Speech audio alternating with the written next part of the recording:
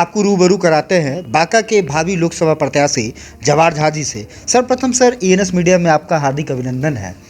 आप अपना पहले हमारे बांका जिला के जितने भी हमारे दर्शक हैं ईएनएस मीडिया के, आप अपना परिचय देंगे। सबसे पहले आपको बहुत बहुत धन्यवाद। मैं जवाहर कुमार झा हूँ। मैं बांका का रहने वाला हूँ। मैं निवासी डी मई फुल्ली डुमर के से हूँ। ये मेरा परिचय है और जो मेरा कर्म स्थान है वो दिल्ली है। बात प्रोफेशन सर, मतलब रोजगार में आप क्या काम करते हैं? मैं कंसल्टेंट हूँ, financial consultant. Financial consultant. Sir, अचानक से आर्थिक जगत को छोड़ के राजनीतिक जगत में कदम रखने का ये निर्णय कैसे आया? देखिए, ये राजनीतिक जगत नहीं है, ये आर्थिक अगर यहाँ बांका का अगर देखें, चूँकि यहाँ का मैं मूल निवासी हूँ, तो मुझे इस बात का दर्द है कि आर्थिक जो प्रगति है आर्थिक तौर पे, ये केवल इसके लिए दिल्ली में नहीं होना चाहिए, बांका में भी होना चाहिए। बांका को हम इग्नोर नहीं कर सकते हैं। तो आर्थिक जो सुव्यवस्था है यहाँ भी बढ़नी चाहिए। आप जो क्षेत्र में जा रहे हैं, लोगों को आपके तरफ से क्या उन्हें आश्वासन दिया जा रहा है, क्या विचार आता है जब आप सुदूर ग्रामीण क्षेत्रों में जाते हैं? लोगों को देख के आपको क्या लगता है यहाँ पे क्या क्या मूल रूप से समस्याएं हैं? देखिए, अभी तक जो मिल रहे हैं लोगों से, ये मुझे महसूस हो रहा है कि जो डेवलपमेंट है ना, डेवलपमेंट पे कभी कोई चुनाव आज तक हुआ ही नहीं है। जब भी हुआ है जाति पाति पे हुआ है। तो जाति पाति पे चुनाव होने से डेवलपमेंट होगा नहीं, डेवलपमेंट नहीं होगा। जब हम उनसे बात करते हैं तो उनको ये लगता है कि उन्माद पैदा होता है कि सही में कुछ होना चाहिए और बदलाव की सब में मैं संभावना देख रहा हूँ कि विकास हो। विकास तो सबको चाहिए। आपको सर, चूँकि दिल्ली में आपने लंबा अनुभव आपका दिल्ली का रहा है, अपना बांका जिला, आपका बांका लोकसभा क्षेत्र किन चीज़ों में सबसे पिछड़ा आपको लग रहा है? आप अगर शिक्षा से स्टार्ट करते, जो हमारी, अगर मुझे दिल्ली में रहने का मौका अगर लगा है तो मुझे शिक्षा ही वहाँ पे रख रही है। जो हमने जो पढ़ाई की है उसके बेसिस पे ही हम वहाँ पे अपना जीवन यापन कर रहे हैं। शिक्षा को अगर देखते हैं तो बिल्कुल चरमराई हुई है। विद्यालय है, शिक्षक नहीं है, शिक्षक है सही शिक्षक नहीं है। हम साक्षरता की डिग्री बांटे जा रहे हैं, लेकिन शिक्षित जब तक हम अपने युवा को नहीं बनाएंगे तो तब तक हमारा मजबूत नहीं होगा, बांका मजबूत नहीं होगा। और ये केवल बांका की ही नहीं है, ये किसी भी जगह पे शिक्षित होना बहुत अनिवार्य है। तो साक्षरता का डिग्री हम बांटे, ये उचित नहीं है। ये हमारे युवाओं के साथ, जो युवा हैं उनके गार्जियन के साथ में नाइंसाफ़ी है और इसको हमें तत्कालीन रोकना चाहिए। जो शिक्षक है उनको सही में अगर शिक्षित है तो उनको पढ़ाने का स्कूल में देना चाहिए, सो दैट हमारा जो है ना, हमारा शिक्षा व्यवस्था सही हो। बिल्कुल, इन्होंने बिल्कुल सही कहा। जब तक हमारा समाज शिक्षित नहीं होगा तब तक हमारा समाज जो है प्रगति नहीं कर सकता, विकास नहीं कर सकता। तो पहला तो सर शिक्षा के क्षेत्र में आपने बताया। स्वास्थ्य के क्षेत्र में आपको क्या लगता है, अपना बांका जिला स्वास्थ्य के क्षेत्र में कितना पिछड़ा हुआ है? या आप जब जीत के यहाँ पे आते हैं तो स्वास्थ्य के क्षेत्र में आपकी तरफ से क्या क्या यहाँ पे कार्य करना चाहेंगे?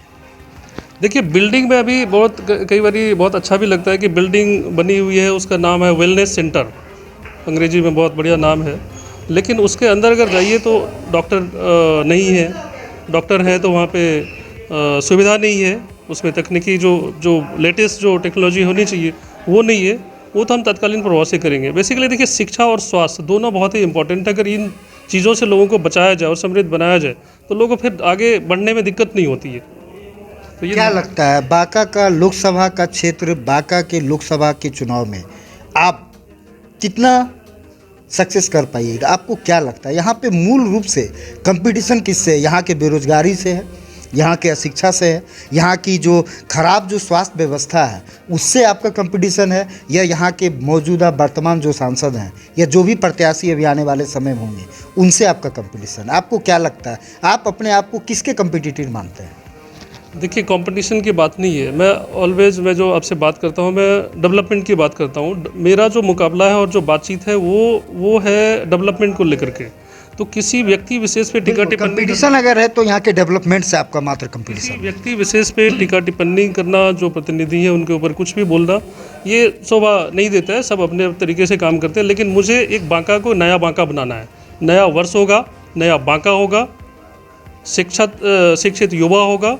तो मेरा एक टैगलाइन है कि पढ़ेगा बांका, बढ़ेगा बांका।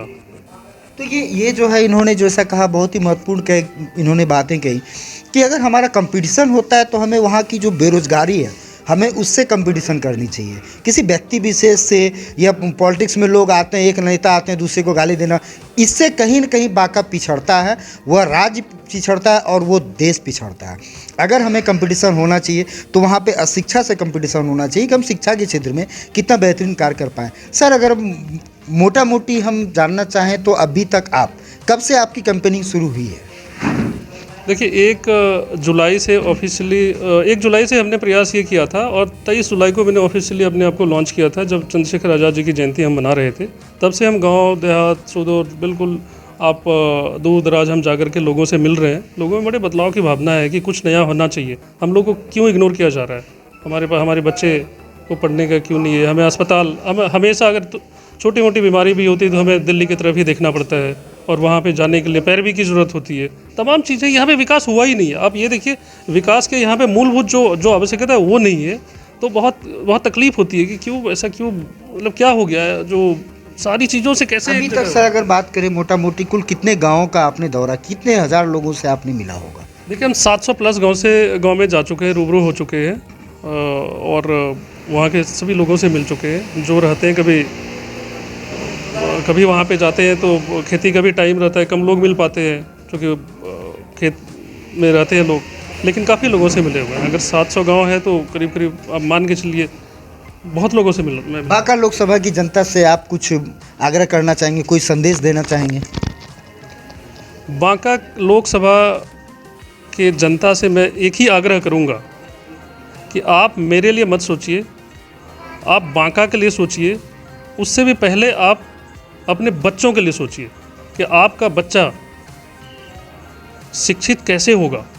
अगर शिक्षित हो गया तो आपको किसी भी प्रकार की दिक्कत से वो उबार देंगे, लेकिन अगर शिक्षित नहीं हुआ तो वो क्या होगा, वो मज़दूर होगा और हम अपने आप को कोसते रहेंगे। और मज़दूर अगर होगा तो हमारे यहाँ कोई भी उसको ये इंश्योर करने वाला नहीं है कि अगर हम मज़दूर हैं तो मेरा अगला पीढ़ी मज़दूर नहीं होगा। मज़दूर का अगला पीढ़ी भी मज़दूर होने की पूरी गारंटी है, लेकिन मेरे द्वारा मैं ये कहूँगा कि अगर मज़दूर है, अगली पीढ़ी उनके मज़दूर नहीं होने चाहिए। कृपया ध्यान दीजिए, शिक्षा और शिक्षा होनी ही चाहिए।